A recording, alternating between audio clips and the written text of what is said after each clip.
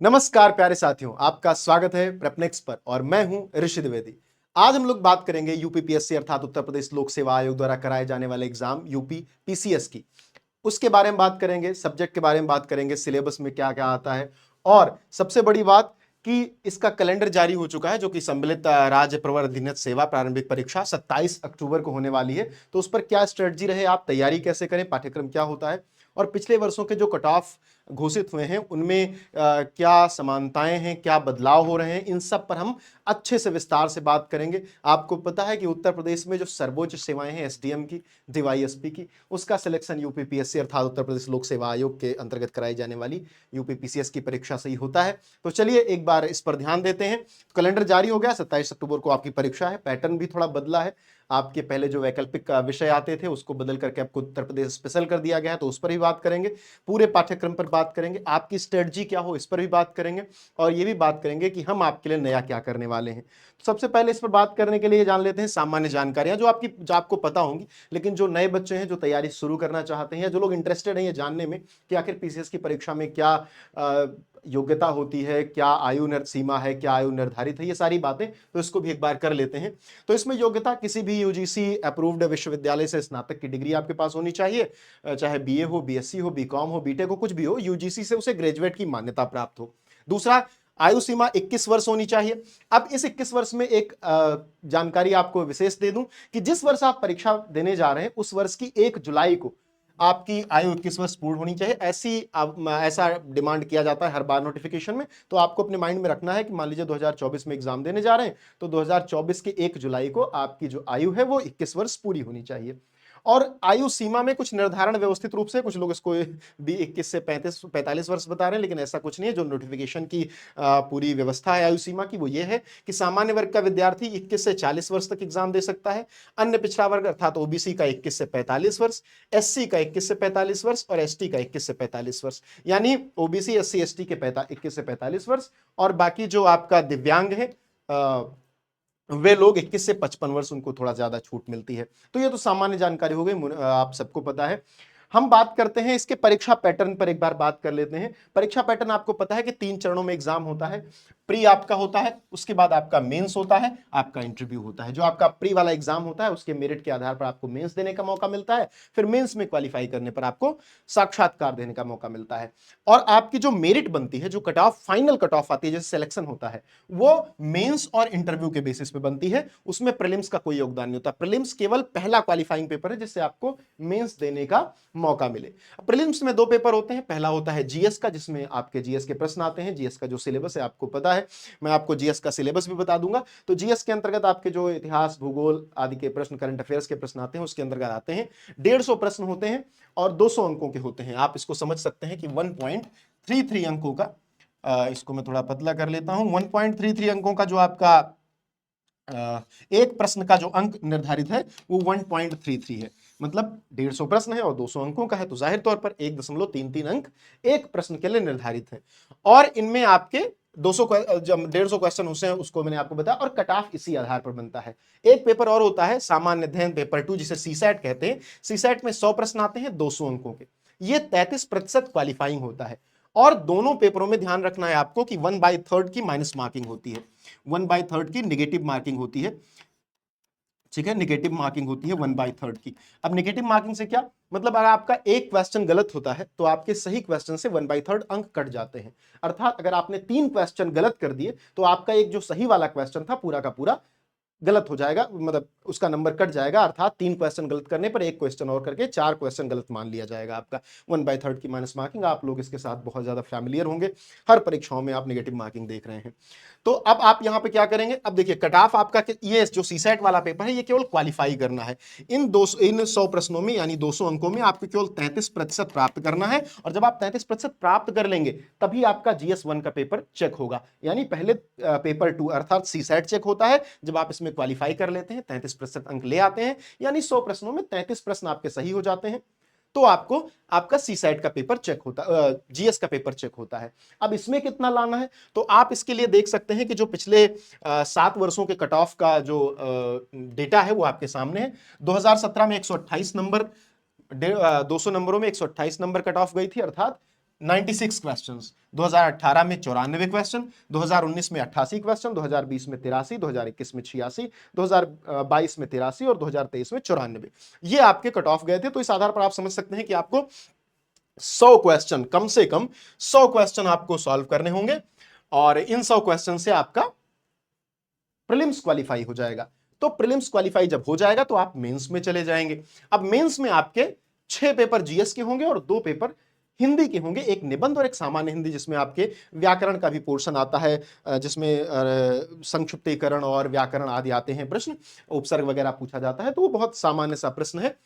तो आप प्री आपने क्वालिफाई कर लिया, आप मेंस में चले गए, तो प्री का नंबर बस यहीं तक, केवल मेंस क्वालिफाई करने के लिए प्री की आवश्यकता है।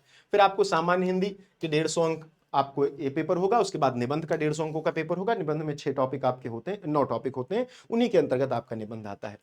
पहले आपके ये 4 सामान्य अध्ययन के पेपर होते थे और आपका एक वैकल्पिक विषय आपको चुनना होता था, कोई भी इतिहास, भूगोल, हिंदी साहित्य आप चुन लेते, उसके 2 पेपर होते थे। अब ये व्यवस्था बदल दी गई है, अब ये 2 पेपर भी सामान्य अध्ययन के होते हैं, जिसको मैं बहुत स्पेशली आपको बताऊं तो आपका जो सामान्य अध्ययन 5वां पेपर होता है, ये सांस्कृतिक उत्तर प्रदेश का जो सांस्कृतिक अध्ययन है आपको 5वें पेपर में करना होता है, और जो आर्थिक अध्ययन है वो आपको करना होता है सामान्य अध्ययन के 6ठे पेपर में। 200-200 अंकों के ये 6 पेपर होते हैं और 150-150 अंकों का ये दोनों पेपर होता है। उसके बाद जब आप इसको क्वालिफाई कर लेते हैं, हाँ एक बात आपको बहुत ध्यान से समझनी है कि ये लिखित पेपर होते हैं, इसमें तो आपको ओएमआर सीट मिलेगी, इसको आप फिल कर देंगे और आपका चेक हो जाएगा। इसमें लिखना पड़ेगा आपको, और लिखने के बाद आप जब इसको क्वालिफाई करते हैं तब आपका मौखिक साक्षात्कार होगा, जिसके लिए आप लोक सेवा आयोग में बुलाए जाएंगे। उत्तर प्रदेश लोक सेवा आयोग जो प्रयागराज में स्थित है वहां बुलाए जाएंगे। आपका 100 अंकों का मॉक टेस्ट होगा और फिर इन दोनों के आधार पर, अर्थात मेंस और इंटरव्यू, इन दोनों के आधार पर आपका फाइनल कट ऑफ बनेगी, और इसी फाइनल कट ऑफ से आप इसको क्वालिफाई करेंगे।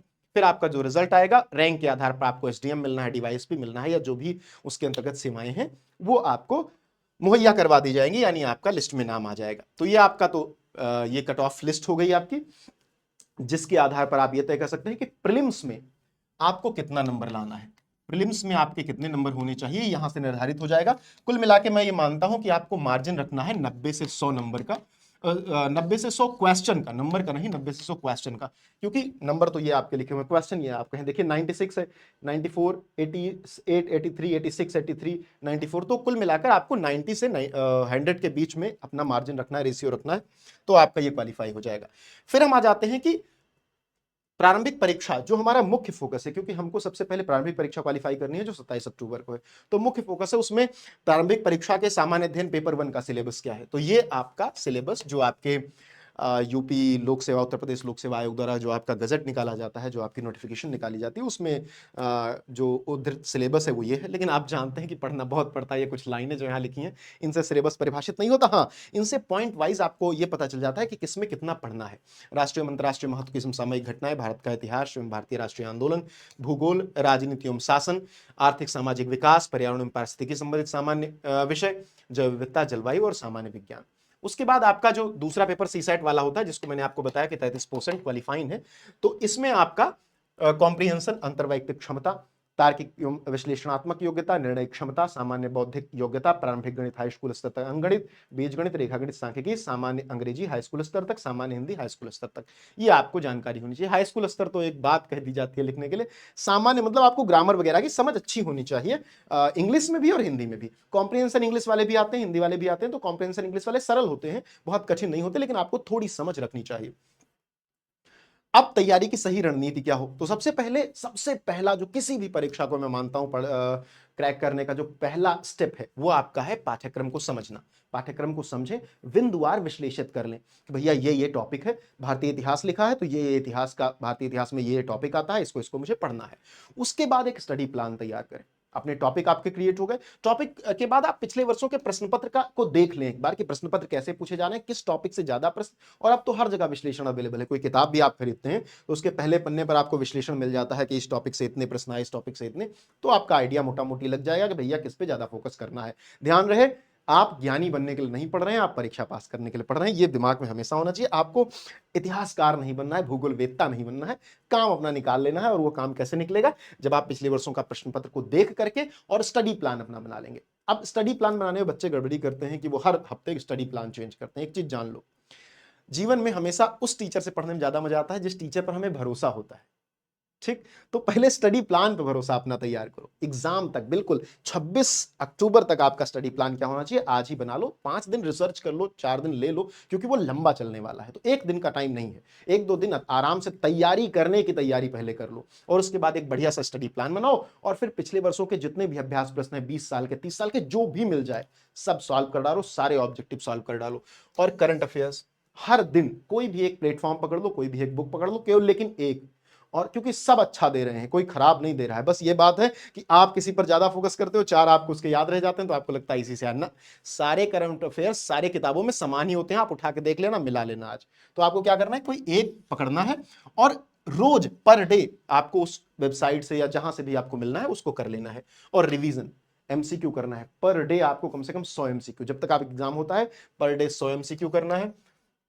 और इसको आपको 6 दिन करना है। संडे को आपको क्या करना है, ये जो आपके 400-500-600 एमसीक्यू हो गए, या पर डे आप 50 कर रहे हैं तो 300 हो गए। संडे को इसका रिवीजन करना है, और उस संडे को आपको मेंस तक, क्योंकि आपका प्रीलिम्स होने जा रहा है तो मेंस की तैयारी तो कर नहीं रहे आप अभी, मेंस की तैयारी से फोकस हटेगा। तो आपको संडे को क्या करना है, संडे को आपको 2 क्वेश्चन मेंस के लिखने हैं। मेंस का कोई भी क्वेश्चन आप टॉपिक उठा लो, उसको लिखने हैं। और एक क्वेश्चन आपको निबंध का लिखना है।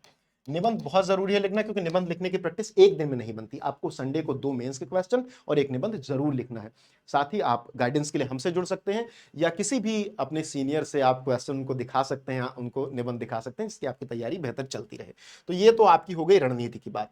अब आगे की बात कि हमसे आपको कैसे फायदा मिलेगा। तो हमसे जुड़ने के लिए आप हमारे टेलीग्राम चैनल को फॉलो कर सकते हैं, और आप मेरे इंस्टाग्राम पेज से जुड़ सकते हैं, जिससे आपको कोई भी गाइडेंस में कोई भी समस्या आ रही हो, आपको प्रीलिम्स में कोई समस्या आ रही हो, मेंस में कोई आ रही हो, इंटरव्यू में कोई आ रही हो, कोई भी दिक्कत आ रही हो, सबके लिए मैं आपके लिए अवेलेबल हूं। कभी भी कोई भी क्वेश्चन आप कर सकते हैं।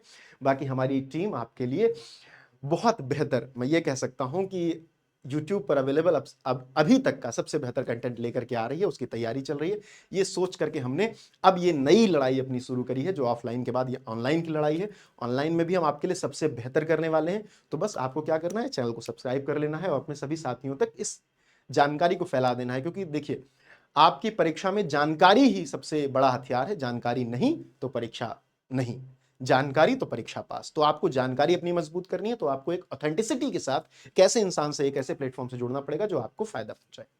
तो चलिए, मिलते रहिए। धन्यवाद।